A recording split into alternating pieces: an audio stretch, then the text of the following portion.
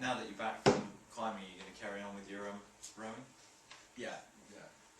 On a lesser intensity, I'm not going to do it like that quite so much. But it was a good wake-up call, really, because I let it slide for quite a while, and I've got the fitness back. I'm 50 this year, and I don't want to lose that level of fitness and just maintain it. You know, I've never been a great trainer or a particular body fascist or anything like that, but it has huge benefits beyond just normal health for me because of the injuries I've got, which as I get older will cause me an awful lot of problems, and postural problems, you know, whatever. And I think just keeping fit and keeping muscularly strong and supple to a degree is going to mean that my old age will be better than if I don't do that. You know, I don't think there's any doubt about that. And what are your plans in the next few months and years? Well, I've got loads really. A lot of people ask me, you know, what are you going to do if you give up mountaineering? If there's something that's you've done all your life. It's been something that you have had a passion for, and it's been life-defining and life-enhancing. And if you stop doing it, what are you going to do? Well, the first thing you do is don't try and replace it, because you'll end up chasing your tail. So I'm so happy with the life I've had in terms of climbing that I have lots of other things that I love doing. In terms of sport, I'd still like to do some rock climbing, do some sport climbing, that sort of stuff. I travel a lot. And largely, actually, now I've stopped paragliding. I used to do a lot of serious paragliding, and I've stopped doing that now, mainly because I haven't got any undercarriage left. So, but I'm also very keen on fishing, which people think is a joke, but actually, walking a river all day is quite tiring, quite exhausting. I've got plans to do that, and I do a lot of saltwater fly fishing. I do it all over the world. But perhaps more importantly, I've got my writing. I'm finishing a novel, which I've been spending 7 years doing, and I'm doing the final edits now. I have another novel I want to write. I've just started a course in cabinet making, which is more of a hobby really. It's, you know, I love wood and I love being able to be skillful at something, so I've got that. Play a lot of poker. I don't know. I haven't got specific plans. There have been various proposals for different film and TV things, some of which have interested me but haven't come off, and others which I'm just not interested in. I don't want to make something just for the sake of it. But, I have a very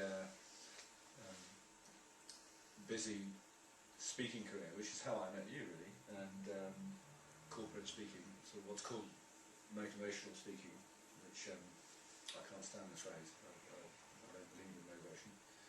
I want to do something and you don't. It's simple as that. You know, you can't motivate yourself to do something if you haven't got a passion for it. And inspirational speaking may be, you know, it's, if your story inspires other people in some way, then great. But I wouldn't count on it. So I'm quite busy doing that. In fact, I'm probably one of the few people who really enjoyed this recession because I was doing too much talking and too much travelling. I'm not really enjoying it. Well, I'm just looking forward to death now. Yeah, oh, yeah. Cheerful. Yeah, sliding downhill on the razorblade life. Yeah. Good. It's nice to have something to really look forward to. Aim for. Yeah.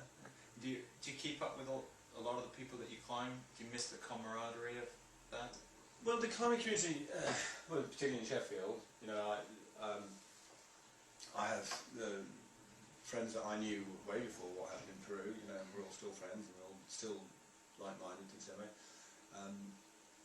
Lots of us have moved to they're doing different things, and some are still climbing, many are not. You know, some have families, some don't, whatever. You know, so I still stay in touch. Not as much as I used to, but I don't really have a huge amount to do with the climbing world per se and mountaineering world per se. You know, I don't really read mountaineering books and mountaineering magazines or whatever. obsessed with poker at the moment, actually. Most of my friends all play poker. Did you gamble? Yeah. Yeah, it's an interesting thing, actually. I had this conversation with somebody playing poker the other day about whether poker was a game of skill or a game of chance. I would strongly argue that it's a game of skill, because a good poker player would always be a bad poker player. But the chance comes into it. But just like anything in life, you know, you can say, extreme mountaineering is not gambling, you know, because contrary to what people in the general public think, we don't have a death wish. We are actually going out to eliminate danger. You're actually, it's almost like risk management. You're actually trying to avoid all the possible dangers that could kill you. But just like in life, you can't eliminate risk, and you can't eliminate the unexpected. You know, so yeah, you can get whacked on the head by a rock. There's nothing you can do about it.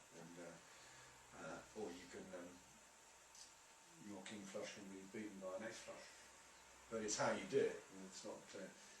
I'm not a gambler in that sense. I'm not a gambler. I'm addicted to the gamble. I know people who are. But if there isn't something to lose, then to some degree it's not worth quite as much. What you stood to lose in serious climbing was your life, and that's what I not really liked about it, but I was fascinated by it, and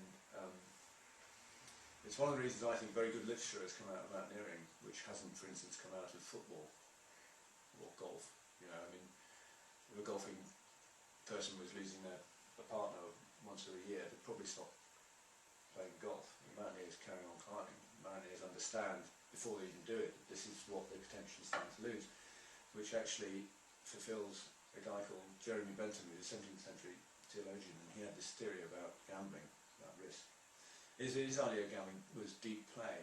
Deep play, his definition of deep play is what you stand to lose far exceeds anything you could possibly win, which to me was a perfect description of serious climbing, because what did you win? A sort of transient moment on a summit, you know, a time that you swiftly forgot about, you know. And what did you stand to lose? What your life? But it meant that what you were doing was validated by that. It was ultimately important. That, you know, it wasn't about dying, it was about being alive, but what you were doing was defined by that. You can't say that about many other things, you know. Even, you know, getting a gold for rowing, that's 5 Olympics in a row. You were never going to die. You screwed up. Very true. I'll tell Steve that next time I see him. Even if somebody shot him in a bow. Yeah, he regrets that comment. I thought it was a great comment. I mean, the amount of times I've been halfway up the mountain and thought, what the hell am I doing on this? Because people look at mountaineering and say, oh, isn't it look beautiful? It'd be lovely watching around like that. It's bloody awful. Most of the time, it's really, really hard work. It hurts like hell. It's uncomfortable. It's cold, and sometimes it's really scary. And yet, sometimes it is just magical. But not often, actually. And you know when you fail a lot more often than you succeed in mountaineering. So it's a lot harder thing to do, because I'd say 7 times out of 10 you fail on your objective. It's hard to keep passionate about something if you're failing like that.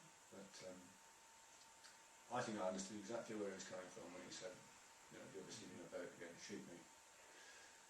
Second time I broke my leg, for instance. So, after a lifetime of climbing and facing retirement, did you do everything that you wished that you had? No, you can never say that. Yeah. I can say I haven't got any regrets.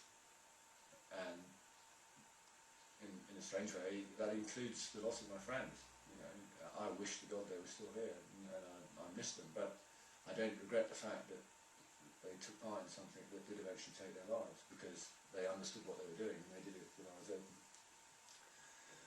If you'd asked me if I could have had the life I'd had when I was 18, I'd have snapped your hands off. Would I like to have done more? Yeah, there was lots of things. I've often wondered if I hadn't had that accident in Peru, if I would have climbed so much better and done so much other things, and I wonder whether my potential as a climber was never fully realised. But hell, I made the best of it after that. No, I haven't got any regrets like that. And I haven't got any regrets about the future. The fact that these injuries that I've taken are going to impinge very heavily on my life. You know, I'm not going to regret those either because I made that choice. You know, to regret it is almost like suddenly not taking responsibility for the choices you made, and that seems a bit strange. I sort of regret that I can't do it all over again, just because I'd like to do it all over again. So, but there we go. Good. I think that's all. That's it.